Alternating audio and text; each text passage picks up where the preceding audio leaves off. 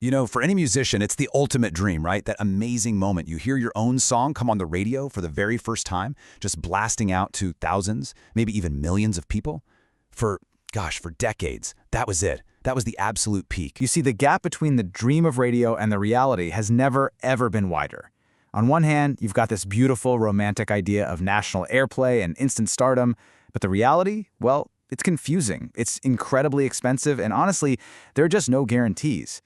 So, first up, let's take a closer look at this dream.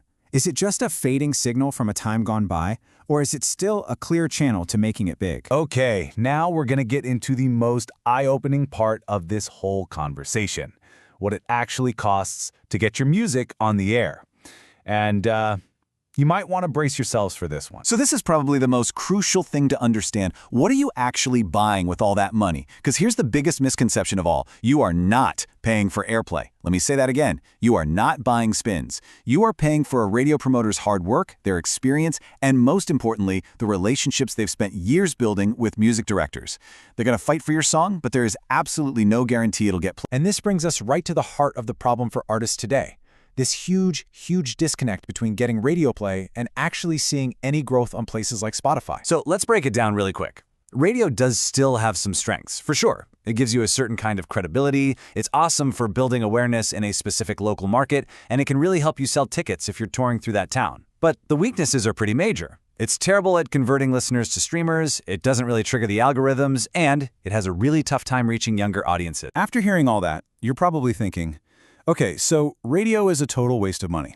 But hold on, it's not quite that simple. It can still be a really powerful tool if, and this is a big if, you use it strategically. So you gotta ask yourself a few questions. First, is your music even a good fit for radio-friendly genres like country or adult contemporary?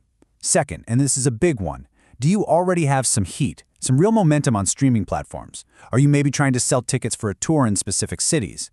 And finally, and most critically, do you have a big enough budget where this isn't your only shot? If you can say yes to these, then yeah, radio might actually be a pretty smart move. All of this leads to a pretty fundamental shift in how you need to think. We have to stop looking at radio as the ultimate target, the end goal, and start seeing it for what it is now, just one possible tool in a much, much bigger marketing toolbox.